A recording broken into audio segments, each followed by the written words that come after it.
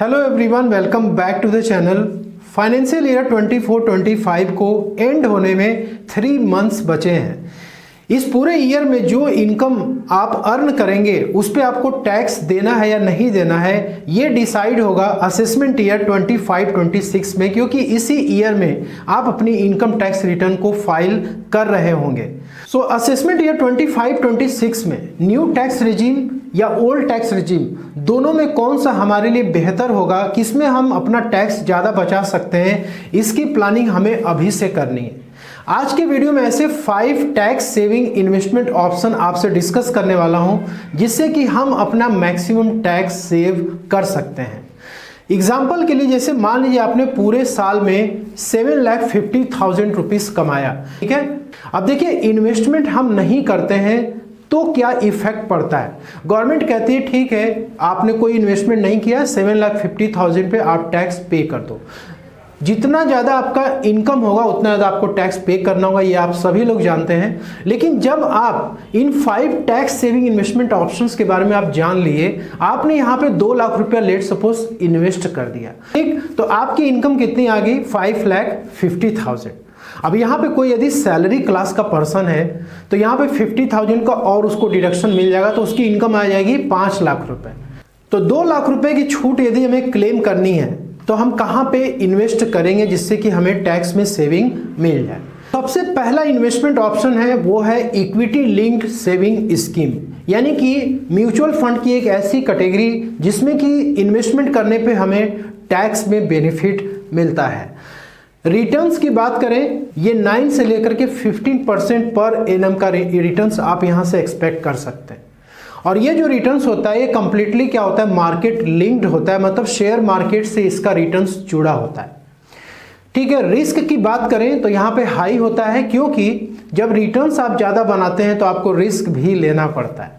लेकिन यदि long term तक यदि आप इन्वेस्टेड रहते हैं तो उस केस में आपके रिस्क भी क्या हो जाते हैं? कम हो जाते हैं, क्योंकि आप एक डाइवर्सिफाइड म्यूचुअल फंड स्कीम में पैसे को इन्वेस्ट करते हैं। और ये एलएसएस म्यूचुअल फंड क्या होते हैं? डाइवर्सिफाइड म्यूचुअल फंड होते हैं। तो जब आप इसमें पैसा इन्वेस्ट करते हैं तो यहाँ पे एक लॉक इन पीरियड भी होता है, 3 साल तक का पैसा आपका उसमें ब्लॉक रहेगा, उसके पहले आप नहीं निकाल सकते। तो यहाँ पे कुछ tax saving mutual fund scheme को हम देख सकते हैं। यहाँ पे जो भी नाम मेंशन किया गया, इसका मतलब ये नहीं कि आपको इसमें इन्वेस्टमेंट करना है, जस्ट आपको एग्जांपल पर्पस के लिए बता रहे हैं कि रिटर्न्स इसमें कितना मिलता है और कहाँ कहाँ पे पैसा ये इन्वेस्ट करते हैं, ठीक है। जैसे मान लीजिए एग्जाम्पल के लिए यहाँ पे क्वांट का ELSS टैक्स सेवर फंड, मैंने आपको बताया कि इसका रिटर्न्स जो होता है वो मार्केट लिंक्ड होता है। मार्केट लिंक्ड का मतलब हुआ कि पैसा कहाँ पे इन्वेस्टेड है।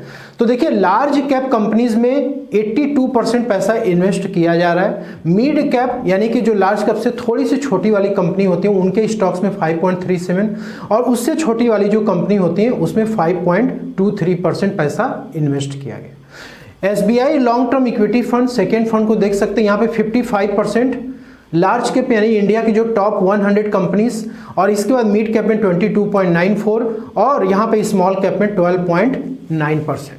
इस तरीके का एक डाइवर्सिफाइड पोर्टफोलियो यहाँ पे बनाया जाता है और आपके पैसे को इन्वेस्ट किया जाता है। तो जब ये कंपनियां अच्छे से परफॉर्म करती हैं तो वहां से क्या होता है? रिटर्न्स निकल के आता है, जो कि आपको डिस्ट्रीब्यूट कर दिया जाता है। तो यहाँ पे रिटर्न्स आप चेक करिए, 1 साल का रिटर्न इसने 9.16 बना के दिया है, 2 साल में इसने 19.35 दिया है, 3 इयर्स में 17.31 और 5 इयर्स में लगातार इसने 30.23% का रिटर्न्स दिया है। और 10 इयर्स की परफॉर्मेंस देख सकते हैं, शानदार है, 20.35 लगातार एक CAGR निकाल करके इसने दिया हुआ है, ठीक है। और यहाँ पर यदि आप SBI लॉन्ग टर्म का देख सकते हैं रिटर्न्स, सारे फंड्स के रिटर्न्स आप यहाँ पे चेक कर सकते हैं। जैसे हमने बताया 9 से लेकर 15% तक का रिटर्न्स यहाँ पे एक्सपेक्ट किया जा सकता है, क्योंकि आपका पैसा कहाँ इन्वेस्ट हो रहा है? शेयर मार्केट में इन्वेस्ट हो रहा है, और वो भी डाइवर्सिफाइड कैटेगरी में इन्वेस्ट हो रहा है, ठीक है। तो यहाँ पे आप देख सकते हैं लॉन्ग टर्म का ट्रैक रिकॉर्ड आपको चेक करना चाहिए, तो देख सकते हैं यहाँ पर 15% का ऑन एन एवरेज रिटर्न्स निकल के आ रहा है, कोई फंड ने ज़्यादा निकाल के दिया है। तो जब हम ELSS म्यूचुअल फंड में अपने पैसे को डालते हैं, SIP हम करते हैं, जैसे हर महीने थोड़ा थोड़ा अमाउंट इन्वेस्ट यदि आप करते हैं या आप एक बार में पैसा आप डाल देते हैं तो आपको टैक्स बेनिफिट मिलती है। और टैक्स बेनिफिट मिलती है सेक्शन 80C में मैक्सिमम 1.5 लाख तक, यहाँ पे जो सेकेंड टैक्स सेविंग ऑप्शन है वो है एनपीएस यानी नेशनल पेंशन स्कीम। अब नाम से ही जिसे आपको दिख रहा है कि जो लोग रिटायरमेंट के बाद एक पेंशन इनकम चाहते हैं उनके लिए स्पेशली ये फंड डिजाइन किया गया है और इसमें भी रिटर्न्स जो होता है 9 to 12% आप एक्सपेक्ट कर सकते हैं और यहाँ पे भी जो रिटर्न्स होता है मार्केट लिंक्ड होता है। ठीक है, उसके अनुसार क्या होता है, ये पैसा स्टॉक मार्केट में इन्वेस्ट होता है। ठीक है, तो इसके वजह से यहाँ भी रिटर्न्स आपके क्या होते हैं, ज़्यादा हो जाते हैं।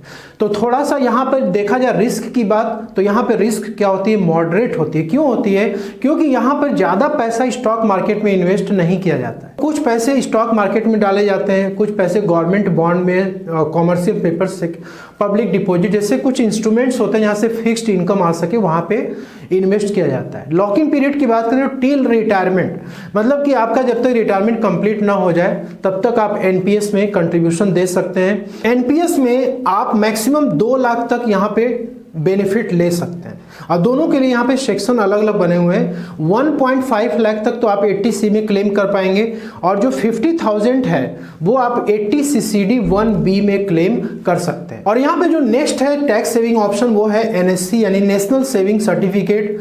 यहाँ पे देखिए जो इंटरेस्ट रेट होता है वो फिक्स्ड होता है, 7.7% अभी चल रहा है और गवर्नमेंट इसको क्या करती है, टाइम टू टाइम चेंज करती रहती है अपने अनुसार।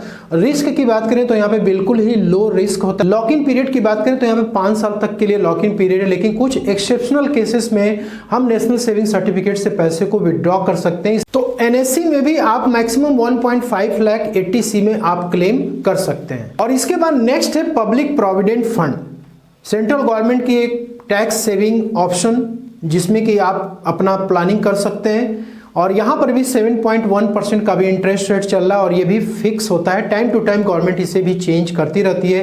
रिस्क यहाँ पे बिल्कुल ही लो होता है। लॉक इन पीरियड की बात करें तो 15 ईयर्स तक का लॉक इन पीरियड होता है यहाँ पर, मतलब आप इसके पहले कुछ केसेस में ही पैसे को विड्रॉ कर सकते हैं, अदरवाइज आपका पैसा 15 साल तक यहाँ पे ब्लॉक रहता है। और यहाँ भी डिडक्शन आपको 1.5 लाख तक मिल जाता है क्योंकि पीपीएफ पे आपको EEE की बेनिफिट मिलती है।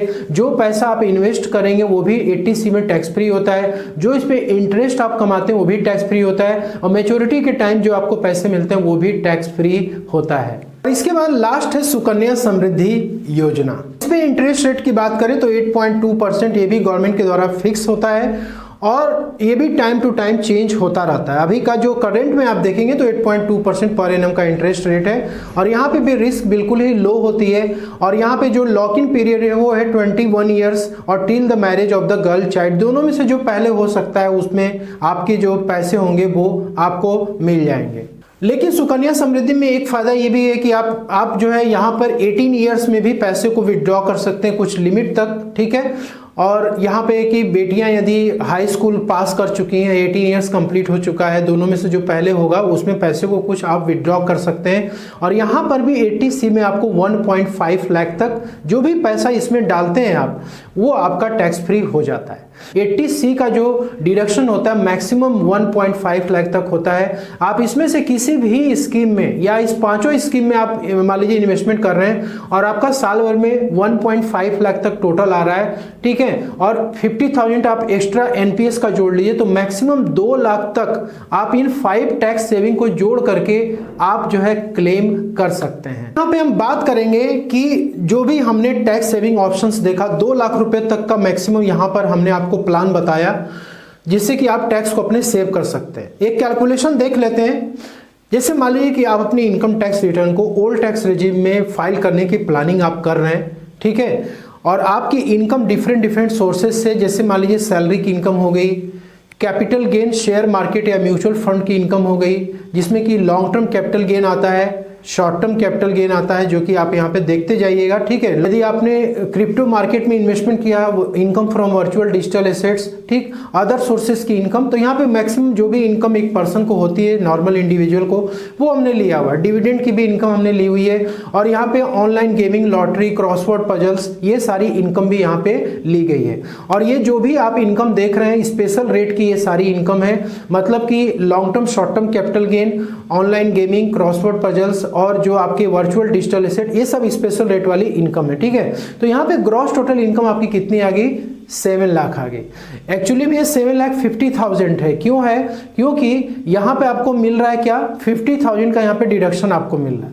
तो आपका 7.5 लाख तक भी यदि इनकम है तो ओल्ड टैक्स रिजीम में आप इसकी प्लानिंग अच्छे से कर सकते हैं। ठीक है, यहाँ पे 7 लाख की हमारी ग्रॉस टोटल इनकम आ गई। अब इसमें क्या हुआ कि 80C का मैंने आपको बताया कि 1.5 लाख तक मैक्सिमम ले सकते हैं, जिसमें कि मैंने आपको 5 स्कीम्स बताया, जिसमें कि एलएसएस म्यूचुअल फंड हो गया, पीपीएफ हो गया, सुकन्या समृद्धि हो गया, नेशनल सेविंग सर्टिफिकेट हो गया, ठीक है, पीपीएफ हो गया, सब मिला करके आपको 1.5 लाख तक यहाँ पे मिलता है। इसका 50,000 एडिशनल बेनिफिट जो कि एनपीएस के लिए मिलती है, और यहाँ पे जो सेविंग बैंक की इंटरेस्ट होती है इस पर 10,000 का। तो टोटल यहाँ पे आपका क्या हो गया?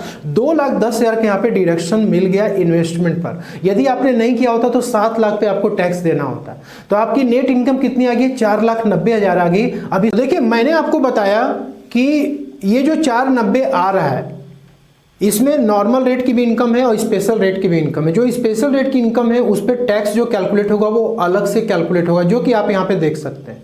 ये स्पेशल रेट जिसमें ऑनलाइन गेमिंग है, वर्चुअल डिजिटल एसेट की इनकम है, और long term short term capital gain का भी यहाँ पे देख सकते हैं कैलकुलेशन अलग से किया गया है। ठीक है, तो टोटल मिलाकर आपकी इनकम कितनी हो रही है? 38,400 हो रही है। लेकिन ओल्ड टैक्स रिजिम की एक खास बात यह है कि यहाँ पे आपको रिबेट 87A का मिलता है 12,500 से आपका टैक्स कितना आ गया? टोटल 26,936। यदि आपका स्पेशल रेट का कोई इनकम नहीं होता तो ये आपका क्या हो जाता? 0 हो जाता। आपको 1 रुपये भी टैक्स नहीं देना होता। हम क्या करेंगे, उसी इनकम को न्यू टैक्स रेजिम में लेकर के हम देखेंगे क्या फायदा मिल रहा है। हमने बताया आपको 7.5 लाख की इनकम हम ले रहे हैं।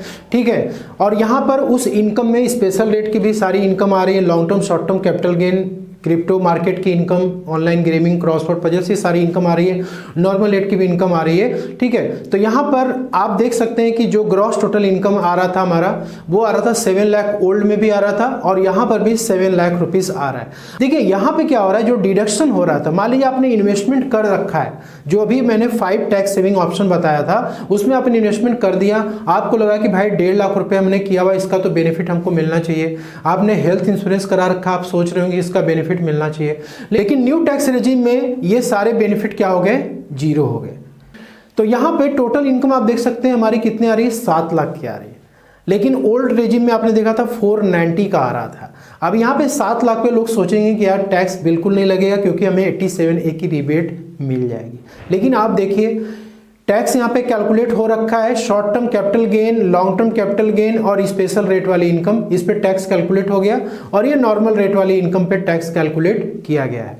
तो यहाँ पे टैक्स कितना आ रहा है? टोटल 46,800 आ रहा है, और रिबेट यहाँ पे कितने मिल रहा है? सिर्फ और सिर्फ 7,800 मिल रहा है। यहाँ पे रिबेट जो है ये क्यों 7,800 मिल रहा है? जब 7 लाख की इनकम है तो हमें 20,000 तक तो मैक्सिमम मिलना चाहिए असेसमेंट ईयर 25-26 के लिए।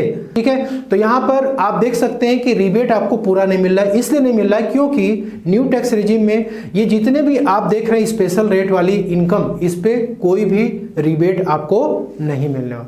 यहाँ पे आप देख सकते हैं कि टोटल हमको टैक्स कितना पे करना हो रहा है? 40,560।